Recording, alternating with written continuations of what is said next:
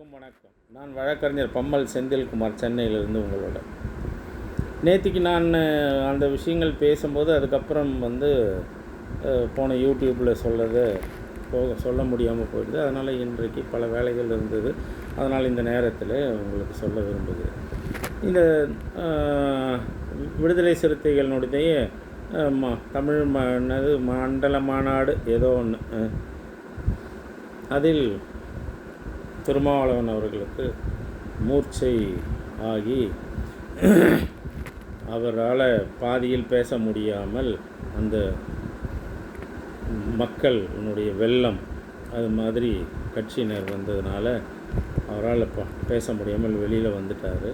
ஆனால் அதுக்கப்புறம் இன்றைக்கி போயிட்டு விஜயை பார்த்து விட்டு கை குலுக்கி விட்டு அவர் பிறந்தநாளுக்கு நன்றி சொன்னதாகவும் அதை நன்றிக்கு நன்றி சொல்ல வந்ததாகவும் அப்படின்னு இன்றைக்கி திருமாவளவனும் அந்த இவன் இருக்கான் ஒருத்தவன், சிந்தனை செல்வன் ஒருத்தவன், அவங்க ரெண்டு பேரும் அந்த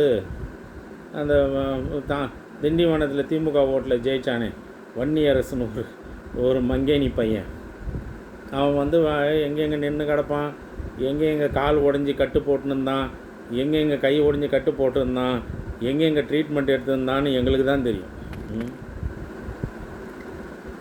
ரைட்டு, விடுங்க. ரைட். இப்போ நான் என்ன சொல்ல வரேன்னா, பிஜேபி ஆர்எஸ்எஸ் ஆதவ் அர்ஜுனனுடைய கூட்டணி சேர்ந்து இந்த பிறந்தநாள் விழாவை அவர் எப்போவுமே திருமாவளவன் அவர்கள் ஒரு கல்யாண மண்டபத்துலேயோ ஒரு ஹால்லேயோ கூட்டி ராத்திரியிலேருந்து மறுநாள் ராத்திரி வரைக்கும் அதை நடத்துவார். பல கற்றறிந்த அனைத்து கட்சி சார்ந்த தலைவர்கள் போய் அவர்களுக்கு வாழ்த்து தெரிவிப்பார்கள். இதுதான் எப்பவுமே நடந்தது.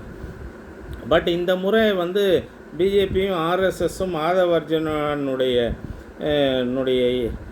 இன்டென்ஷன் எல்லாமே எப்படி இருந்ததுன்னா, ஒரு பொதுக்கூட்டம் நடத்தலாம், அதில் தாவேகானுடைய அனைத்து உறுப்பினர் தாவேகா, அதை தான் நேற்றுக்கு நான் இதில் சொன்னேன் என்னுடைய யூடியூப்பில், விடுதலை சிறுத்தைகள் தான் தாவேகா தான் விடுதலை சிறுத்தைகள். அது இல்லாமல் கூட அனைத்து கட்சி ஆட்களையும் உள்ளே அனுப்பி, ஆல்ரெடி சில ஜாதி வெறியர்கள் இருப்பாங்கள்ல, விடுதலை சிறுத்தைகளை பிடிக்காத, திருமாவளவனை பிடிக்காத ஜாதி வெறியர்கள் உள்ள தலித் அல்லாத அந்த ஜாதி கட்சியை சார்ந்தவர்கள் தாவைகள் இருப்பாங்க, அவங்களெல்லாம் உசுப்பி ஏற்றி இது இப்போ எப்படி ஈரோடில் அந்த 41 பேர் இறந்தாங்கல்ல விஜய் போனதில், அது மாதிரி ஒரு கூட்ட நெருக்கடியை காட்டி மேடையிலும் அந்த குரூப்புகளை ஏற்றி அது மூலியமாக அவரை மூச்சு திணற வைத்து இயற்கையாக சாவடிக்கலாம் என்பதாக இந்த பிஜேபி ஆர்எஸ்எஸ் ஆதவ் அர்ஜுனா, நிர்மல் குமார், அதுக்கப்புறம் இந்த எக்மோர் எம்எல்ஏ அவன் பேர் என்ன, is also schedule cost that fellow, அதுக்கப்புறம் அந்த பாண்டிச்சேரியில் ஒயின் ஷாப் வச்சு விற்றுன்னு இருந்தான், அவன் மந்திரியாக இருக்கான் இன்றைக்கி, புசி ஆனந்த், இவங்கெல்லாம் சேர்ந்து ஒரு திட்டம் தீட்டி ஒரு அதிகபட்சமான ஒரு க்ரௌடை உருவாக்கலாம், அவங்கள கட்டுக்கு மீறி செயல்படுத்தலாம். ஆனால் இது வரைக்கும் நான் ஒன்று சொல்லிக்கொள்கிறேன் பொதுமக்களே, அனைத்து கட்சியினருக்கும், விடுதலை சிறுத்தைகளினுடைய மாநாடு பல மாநாடுகளை இந்த இந்தியாவும் தமிழ்நாடும் பார்த்திருக்கிறது. ஒழுக்கமாக யோகியமாக நடந்த மாநாடுகள் பல இருக்கிறது. ஒரு 100 நடந்திருக்குது. ஃபார் எக்ஸாம்பிள் ஒரு 10 நடந்திருக்குது இத்தனை ஆண்டுகளில்னா அதில் 8 சக்ஸஸ் அவங்களது. ஆனால் இந்த மாநாடு வேண்டுமென்றே கூட்டப்பட்டு அவருடைய பிறந்தநாளை பொதுமக்களிடையே உனக்கு தமிழ்நாட்டிலே திமுக தான் உன்னை வளர்த்துருக்கிறது, திமுக இல்லைன்னா நீ இல்லைன்னு உசுப்பேற்றி அவங்களும் கூட இருக்க சிந்தனை செல்வன், இந்த புதுசாக வந்திருக்கான்ல இந்த இவன், அவன் பேர் என்ன, வன்னியரசு, அவன் மேலே சந்தேகம், அவன் தமிழன் கிடையாது என்பது தான் நான் பல நாளாக சொல்லி வருகிறேன். அவனுடைய ரெக்கார்டை நான் எடுக்க சொல்லியிருக்கேன். அது கூடிய விரைவில் எனக்கு வந்தால் அவன் தமிழன் அல்ல, அவன் இலங்கையை சார்ந்த தமிழன் என்பதாக நான் ப்ரூவ் பண்ண தயாராக இருக்கிறேன். அது அவனுடைய ரெக்கார்டு எனக்கு கிடைத்து விட்டது. ஆக்சுவலாக அவன் இலங்கையிலிருந்து அகதியாக வந்தவன், அவனுக்கு எப்படி இந்திய குடியுரிமை கிடைச்சது, அவன் எப்படி தமிழ்நாட்டில் எலெக்ஷனில் நின்னா இன்றைக்கி எம்எல்ஏ இருக்கான், மந்திரியாக இருக்கான் என்பது கேள்விக்குறியான விஷயம். அது நம்ம அதுக்குனுடைய ரெக்கார்டு எனக்கு முழுவதும் அனைத்து பேரும் திமுக எல்லாமே இதை தேடிக்கொண்டு இருக்கிறது. அவங்க கையில் கிடைச்சிருக்குது. கிடைக்கும்போது அவனை டிஸ்குவாலிஃபை பண்ணுறதுக்கு தயாராக இருக்கிறோம். ரைட். இப்போ என்னென்னா இதில் என்ன நடந்திருக்கும் நேற்றுக்குன்னா, மேடையில் கட்டுக்கடங்காத மாதிரி ஒரு சூழ்நிலையை உருவாக்குறாங்க. இந்த கரூரில் நடந்ததில் 41 பேர் இறந்தது விசில் விஜய் வரும்போது. அதன் மாதிரியான ஒரு குரூப்பை உருவாக்க பார்க்கிறான் இந்த அந்த லாட்ரி சீட்டினுடைய புரோக்கர் பையன். அந்த லாட்ரி சீட்டினுடைய மருமகனாகவும் லாட்ரி சீட்டு மாற்றினுடைய பொண்ணினுடைய கணவராக வேலை செய்து கொண்டிருக்கிறானே சம்பளத்திற்கு, அந்த பொறுக்கி பையன்தான் இதெல்லாம் செய்து இந்த மாநாடு மூலமாக நான் உங்களுக்கு ஆள் அனுப்புகிறேன், பயப்படாதீங்க, நீங்கள் தாவேகால திமுக விட்டு வந்தாலும் உங்களுக்கு இன்னும் மவுசு குறையவில்லை என்பதை நான் நிரூபித்து காட்டுகிறேன் என்பதாக சொல்லி அது மூலியமாக இந்த முட்டாள் பல முட்டாள்கள் போயிருக்கிறாங்க. இந்த திருமாவளவனை நான் உண்மையாலுமே என்னோடய கல்லூரியில் படிக்கும்போது என்னுடைய 3 வயசு பெரியவன், அவ்வளோதான். அவனை நான் ஒரு பெரிய ஆளாக தான் நினச்சேன். கடைசியில் பார்த்தா எல்லாத்துக்கும் மகிடியாக மயங்கிற ஒரு புத்தி விட்டது. நான் அதை தான் சொல்லுவேன், நீ ரிட்டையர்ட் ஆகிடுங்க, நீ ரிட்டையர்ட் ஆகிட்டு போயிடு, நீ யாருக்கிட்ட கொடுக்க போகிறீங்க கட்சியை, யார்கிட்ட வேணால் கொடுத்துட்டு போங்க, இதில் என்ன கிடக்கு? உன் தாயை போய் உன் தாய் கூட வாழ ஆரம்பி. நீ உன்னுடைய வாழ்க்கை இனிமேல் இந்த கொலைக்கார பசங்களோட உனக்கு தேவையில்லை. உன்னை இந்த கரூர் சம்பவம் மாதிரி அந்த கரூர் சம்பவத்துக்கு நீ எதிர்த்து பேசினதால் அந்த கோபம் விசில் விஜய்க்கும் இந்த மந்திரிகளுக்கும் தாவேகா மந்திரிகளுக்கும் இந்த இவன் ஆதவர்ஜனாக இருக்கிறது. கூடுதலாக ஆதவர்ஜனா உன்னுடைய கட்சியை கைப்பற்றுவதற்காக நீ இறந்ததுக்கப்புறம் அவன் புது ஃப்ளைட்டை பிடிச்சி அங்கே ஹெலிகாப்டரில் உன்னை இறங்கி அந்த பாடியை அந்த ஹெலிகாப்டர் மூலயமாக உன்னுடைய ஊருக்கு எட்டுன்னு போய் அவன் அழுது உன்னுடைய சாவை எடுத்து வைக்கலான்னு நினச்சான். ஆண்டவனும் உன்னுடைய தாயும் உன்னுடைய தகப்பனுடைய ப்ரேயர், ஒற்றுமையான தலித்து மக்களினுடைய ப்ரேயர் உன்னுடைய உயிரை காப்பாற்றி இருக்கிறது. இது திட்டமிட்ட கரூர் மாதிரி செய்ய பார்த்தார்கள் பிஜேபி, ஆர்எஸ்எஸ் மற்றும் இந்த ஆதவர்ஜுனா. அவன் பேரெல்லாம் சொல்ல எனக்கு விருப்பம் இல்லை. அவன் ஒரு தேவருக்கு அடியாளாக இருந்த அவளுக்கு பிறந்த மகன். அவன் பலமுறை சொல்லியிருக்கான், எங்கள் அம்மா ரொம்ப நல்லவன். ரொம்ப நல்லவங்கள் யார்? தேவருக்கு அடியாளாக இருக்கிறவங்க தான் ரொம்ப நல்லவர்கள். ஆக தேவர் அடியாளுக்கு பிறந்த மகன் அவன். அப்போ எவ்வளோ பெரிய சக்திகள் உள்ளவன் பாருங்கள். ஆக உங்களை மேடையிலேயே மூச்சு திணறி சாவடித்து அந்த கட்சியை தான் கைப்பற்ற நினைத்தவன் தான் இந்த ஆதவர்ஜனா. ஆகவே இன்றைக்கு இன்னும் கூட நீ திருந்தலை, நீ திரும்பியும் அதே இதில் போய் மாற்றேன்னா மவனே திருமாவளவன், உன்னை நான் என்ன பேசுகிறதுனே தெரில. உனக்கு அறிவு இருக்குதா? நீ படித்தவனா? இல்லை படித்ததை மனப்பாடம் பண்ணி பேசினவனா? இல்லை படித்ததை உணர்ந்து கற்று அறிந்து அதை வெளிப்படுத்தியவனா? இல்லை உனக்கு காமன் சென்ஸ் இருக்கிறதா? இல்லை நீ ஆடு மந்தையோட மாட்டு மந்தையோடு சேர்ந்தவனா? இல்லை உன்னை பெரிதாக பேசும்போது அதுக்கு அப்படியே ஜில்லுன்னு ஐஸ் தலையில் கொட்டுதுன்னு நினைக்கிறியா? நீ யாருன்னே இப்போ எங்களுக்கு யாருக்குமே தெரியல. உன்னை பல இனத்தை மதத்தை சார்ந்தவர்கள் கொஞ்ச நாளைக்கு முன்னால் வரைக்கும் நீ நல்ல பெரிய தலைவர் நினச்சாங்க. ஆனால் ஆர்எஸ்எஸும் பிஜேபியும் உன்னை நல்ல தலைவர்களாக அடையாளம் காட்ட அவங்க விரும்பவில்லை.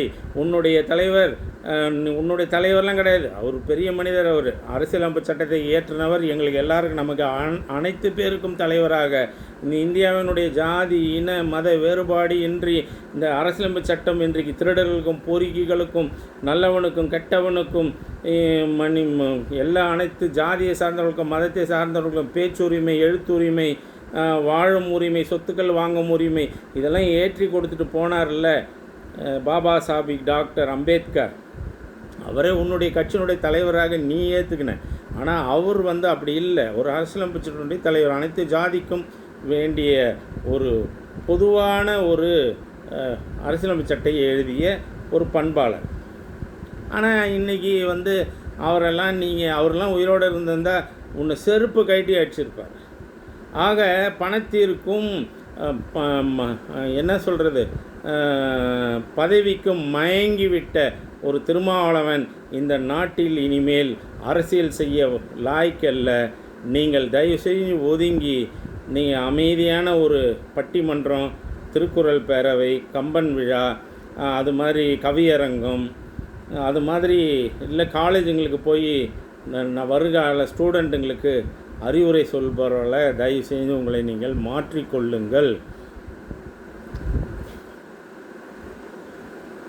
இல்லைன்னா வெறும் ஜாதி இயக்கத்தை ஜான் பாண்டியன் மாதிரி, பூவை மூர்த்தி மாதிரி நீங்கள் ஜாதி கட்சி தலைவராக இருங்க. இனிமேல் வந்து எதுவும் எடுபடாது. நீங்கள் காமன் தலைவர்லாம் எல்லாம் பேசி அசிங்கமாயிடுச்சு. ஆக்சுவலாக உங்களுக்கு ஒன்று நான் சொல்லிக்கொள்ள விரும்புகிறேன். நேற்று மேடையிலே உங்களை மூர்ச்சை திணறி இயற்கையாக சாவடிக்க ஒரு சதி நடந்திருப்பதாக இன்றைக்கு பல பேர் சொல்கிறார்கள். இதற்கு பிஜேபி, ஆர்எஸ்எஸ், ஆதவர்ஜுனானுடைய ஒட்டுமொத்த சூழ்ச்சியும் 120B கிரிமினல் கான்ஸ்பிரசி இருக்கிறது. நீங்கள் இறந்து விடுவீர்கள் என்று நினைத்தார்கள். இயற்கையாக அவங்க கட்சிக்காரங்களே அவரை வந்து சாவடிச்சிட்டாங்க. அதுவும் அடிச்சுலாம் சாவடிக்கலை, கும்பல் அதிகம் சேர்ந்தனால் அவர் மேலே இருக்கிற ஆசையால் அவர் மூச்சு திணறி இறந்து விட்டார் அப்படி என்பதாக உங்களை அடையாளம் காட்ட நினைத்தார்கள். ஆனால் உங்கள் தாய் தகப்பனுடைய வாழ்த்து, நீங்கள் இந்த பொது நிலத்திலே, இந்த பொது நிலையிலே வாழ்ந்த ஒழுக்கம்தான் உங்களை காப்பாற்றி இருக்கிறது. ஆனால் திரும்பியும் நீ போய் அதே சாக்கடையை இன்றைக்கி போயிட்டு அந்த விசில் விஜயம் ஆதவர்ஜனை சந்தித்து வந்திருக்கிறேனா? உன் தரங்கட்ட மனிதனுடைய வாழ்க்கை மாறிவிட்டது. ஒரு மனிதன் இறக்கிறதுக்கு முன்னால் அசிங்கமாக பேர் எடுத்து இறப்பான் என்பது வரலாறு. அந்த வரலாற்றில் நீங்கள் மாட்டிக்கொண்டு விட்டீர்கள். ஆக உங்கள் உயிர் திரும்பியும் காப்பாற்றப்பட வேண்டுமென்றால் ஒன்று ஆதவர்ஜன வேணாம், அதெல்லாம் நம்ம சொல்ல தயாராக இல்லை. இயற்கை சீக்கிரம் அந்த நிறைய பேர்களை தண்டனைகளுக்கு உள்ளாக்கும். ஒரு மனிதன் ஆரம்பித்த கட்சியாகத்தான் நீங்கள் சொல்கிறீர்கள். ஆனால் இன்றைக்கு பல பேர் ஓத்து தின்னுட்டான், எல்லாம் கோட்டீஸ்வரனும் ஆயிட்டான்.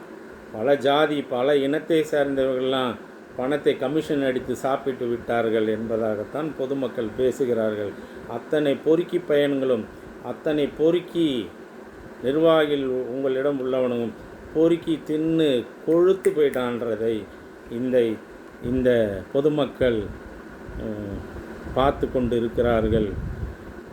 இது எல்லாருக்கும் நீங்கள் சாட்சியாக அமைய வேண்டாம் என்பதாக உங்களோடு நான் படித்தேன் சென்னை சட்டக்கல்லூரியில் என்பதை அந்த காரணத்தால் அன்றைக்கு இருக்கும் பொழுது அறிவாலயத்தில் அன்பகத்தில் இருந்தீங்க. அறிவாலயம்லாம் கிடையாது. அப்போ அன்பகத்தில் போய் பேப்பர் படித்து நைட்டு 10:30 மணிக்கு முரசொலி 8 வருவீங்க, திரும்பியும் காலைல 6 மணிக்கு போயிடுவீங்க. ஆக உங்கள் உயிர் காப்பாற்றப்பட்டு இருக்கிறது உங்கள் தாய் தகப்பனுடைய ப்ரேயர்ஸ், உங்களுடைய கட்சிக்காரனுடைய ப்ரேயர்ஸ். உங்களை சாவடிக்க நினைத்தார்கள், நீங்கள் தப்பித்து வந்திருக்கிறீர்கள். அதற்கு காரணம் யார் என்பதை நீங்கள் படித்தவர், படித்தவர் தானே, எனக்கு எல்லாம் தெரியும்னு சொல்கிறீங்கள, அதை உணர்ந்து நீங்கள் அதை மாற்றிக்கொண்டு நீங்கள் திமுகக்கெலாம் வாங்கன்னு நாங்கள் யாரும் கேட்கல. நீ வந்தெல்லாம் உனக்கெல்லாம் இனிமேலாம் சீட்டும் கொடுக்க முடியாது, உனக்கு மரியாதையும் கொடுக்க முடியாது. உன்னை அறிவாலயத்தில் உன்னை கூப்பிட ஆள் இல்லை. உன்னை அறிவாலயத்துக்குள்ளே வந்தால் உன்னை பிடிக்காது எங்களுக்கு யாருக்கும். நீலாம் வந்து தான் அறிவாலயத்தை காப்பாற்றணும்லாம் இல்லை. உன் உயிர் வந்து உன்னுடைய பெற்றவர்களுடைய ப்ரேயர், உன்னுடைய கட்சி தொண்டர்களுடைய உண்மையான ப்ரேயர், நீ நல்லது செய்திருப்பதாக தெரிய வர்றதுனால உன்னுடைய உயிர் காப்பாற்றப்பட்டிருக்கிறது. இல்லை என்றால் கரூர் சம்பவம் போல நேற்றுக்கு ஒன்று நடக்க இருந்தது. அதற்கு காரணம் யார் என்பதை உணர்ந்து நீ படித்தவன் என்பதை நீ நிரூபித்துக்கொள். அதை நீ நிரூபிக்க தவறு என்றால் நீ படித்தவன் இல்லை என்பதை ஒற்றுக்கொள்.